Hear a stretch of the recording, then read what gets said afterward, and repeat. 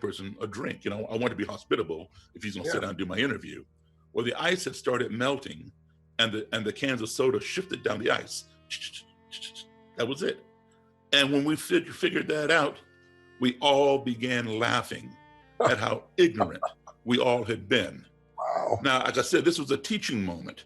It wasn't a learning moment, but the lesson taught is this: all because some foreign, underscore, highlight, circle the word foreign, entity, that being the bucket of ice cans of soda, of which we were ignorant, entered into our little comfort zone via the noise that it made, we became fearful of one another.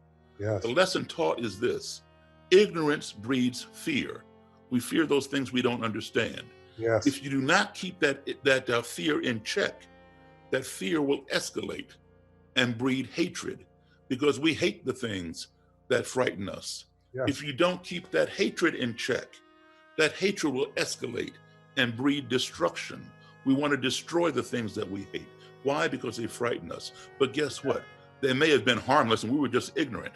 So we saw the whole chain almost unravel to completion. The last component would have been destruction had the Nighthawk drawn his gun and shot somebody, namely me or my secretary, or had I pounced across the table and hurt one of them.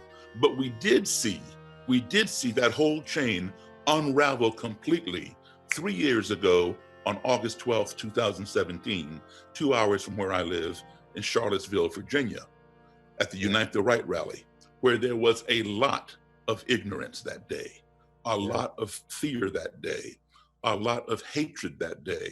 And what did it culminate in? It culminated in destruction when a white supremacist got inside his vehicle and tried to murder as many protesters as he could by driving his car full speed into the crowd. He succeeded in injuring 20 people and murdering that young lady, Heather Heyer.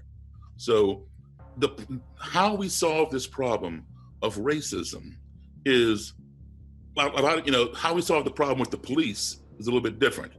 You solve it from the top down, all right? The people on the bottom, on the street, they take their cues from the top. You got to go to management, and it has to trickle down, all right? But the problem with racism is counterintuitive. It's just the opposite. Don't start at the top, at the destruction. That which is destroyed is not coming back. Don't start with the hate or the fear, the next level down.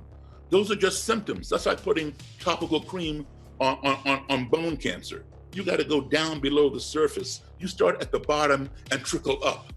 The bottom is ignorance. And as Doc Rivers was saying earlier, education, education, education.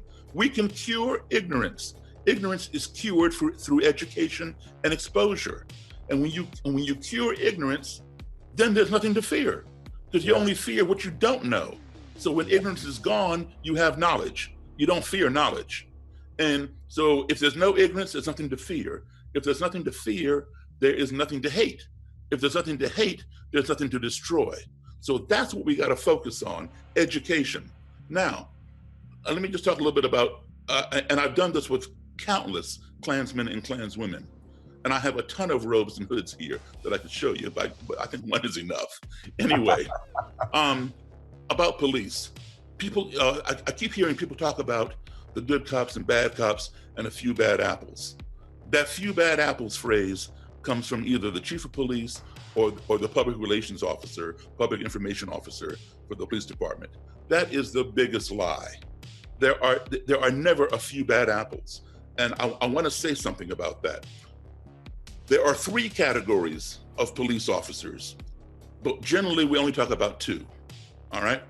And I will say this, there are more bad apples than good apples. Now let me explain that so you understand what I'm saying. Don't get me wrong, I'm not saying all cops are bad, they're not. 3 categories, good cops, bad cops. We all know what a bad cop does. A good cop will not do those things, but the good cop will turn a blind eye to the bad cop. He will not snitch. He will not report on the bad cop because of that blue code of silence, that blue wall of silence. So while he may not be participatory in that misconduct, he will not report it. All right? The third category which is the minority, the lesser population of police officers, is the honest cop. The honest cop does not do those things, and the honest cop will tell. He won't the tell honest cop will report it. All right. Yeah. Like, you all remember the movie True Story, Frank Serpico, right? Frank Serpico was an honest cop. And what happened? He got shot by his own people because nobody likes a snitch. You didn't like a snitch when you were a little kid and your brother told your mom what you did, right? You go and beat him up or something. It's the same thing with the police. They don't like a snitch. So if you're an honest cop and you report on one of your fellow officers in blue, and you have to go on a call and you're involved in a shootout, and you get on the radio and call for backup, that transmission is all over. All the cops in the area hear it, and they know you're a snitch.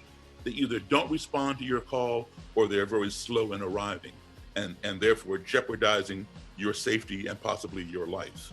And that's the repercussion that you get for being a snitch. So therefore, a lot of good cops want to tell, but they are afraid for their own safety. And if you saw that incident on the news this morning where the cops pushed that 75-year-old man and he fell on the ground and banged his head on the sidewalk. He was lying there bleeding, unconscious. And all of these police officers walked by doing nothing. One cop bent over to take a look at him, and the other cop lifted him up and kept on going. That's the wall of silence. You don't break the code, all right? We need in police reform, we need a mechanism where the police can feel free to report on their fellow officers without the fear of ramification. They can do it anonymously or something like that. Just like if there's a crime committed and the cops can't solve it, what do? They ask for the community to help, and they put up some kind of tip line where you can call anonymously. Yes. So you don't get any kind of retaliation against you, right?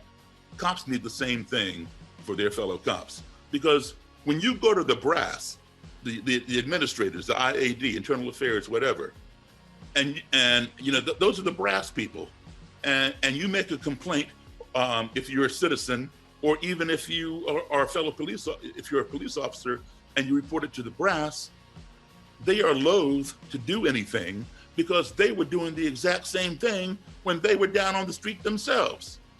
So why are they going to prosecute you for doing what they did 20 years ago? They know how it is. You need some kind of outside board or mechanism that can judge that. You should not have police judging police. You need